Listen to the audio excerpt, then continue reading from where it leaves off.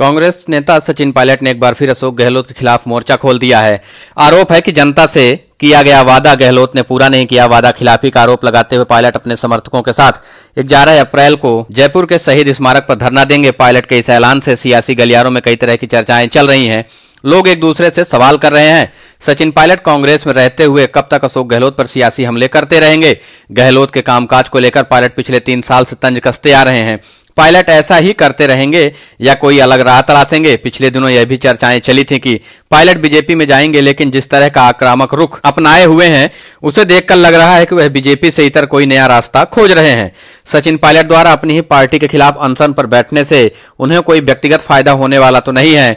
समर्थकों का कहना है कि सचिन पायलट ने खुद के स्वार्थ के लिए यह कदम नहीं उठाया है, बल्कि जनता से किए गए वादों को पूरा नहीं किए जाने पर ऐसा करने को मजबूर हैं। इससे जनता के दिलों में पायलट का कद और बढ़ जाएगा।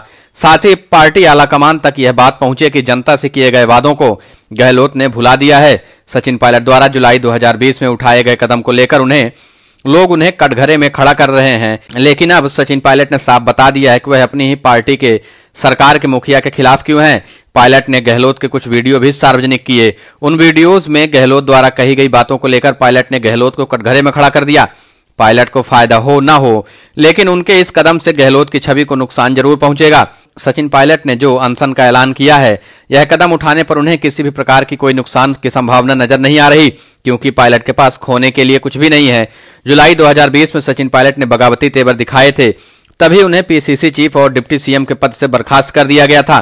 पिछले 2.5 साल से सचिन पायलट के पास सरकार और संगठन में कोई पद नहीं है। विभिन्न राज्यों में होने वाले चुनावों के दौरान कांग्रेस आलाकमान सचिन पायलट को स्टार प्रचारक के रूप में काम लेता है। आलाकमान के आदेश पर पायलट अलग अलग राज्यों में जाते रहे हैं, केंद्र सरकार के खिलाफ मुखर होकर बोलते भी रहे हैं। इसके बावजूद भी पायलट को पार्टी की ओर से कोई जिम्मेदारी नहीं दी गई। ना तो वे पार्टी में नेशनल बॉडी में है और ना ही स्टेट बॉडी में। ना ही कोई संभावना नजर आ रही कि आलाकमान उन्हें मुख्यमंत्री बनाए। जब कुछ खोने को है ही नहीं तो भला पायलट किस बात से डरेंगे।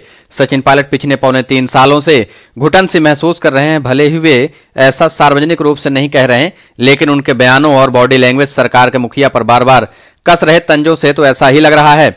लोगों के जहन में ऐसा ही सवाल आ रहा है कि अब सचिन पायलट का अगला कदम क्या होगा।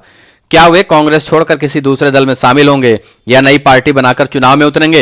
हालांकि सचिन पायलट के सामने कई विकल्प खुले हैं। बीजेपी सहित दूसरे राजनीतिक दलों में सचिन पायलट के लिए हमेशा से दरवाजे खुले रहे।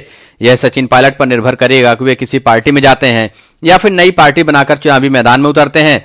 लेकिन इतना तो तय है कि राजस्थान में गहलोत के नेतृत्व वाली सरकार में रहकर काम नहीं कर पाएंगे, और सचिन पायलट अगर इसी तरीके से नाराज रहे तो अशोक गहलोत दोबारा सरकार भी नहीं बना पाएंगे। सचिन पायलट के संयम की दाद देनी होगी।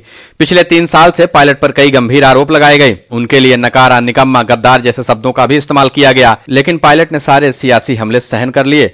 उन्होंने भी पलटवार किया, लेकिन संयम बरतते हुए मर्यादित शब्दों का इस्तेमाल करते हुए जवाब दिए।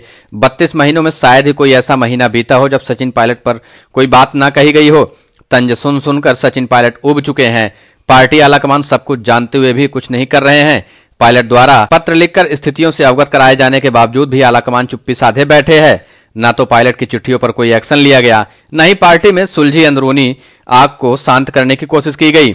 यही वजह है कि पायलट के संयम अब जवाब दे गया। अब सब्र टूटने पर उन्होंने अपनी ही पार्टी के खिलाफ अनशन करने का कदम उठा लिया है।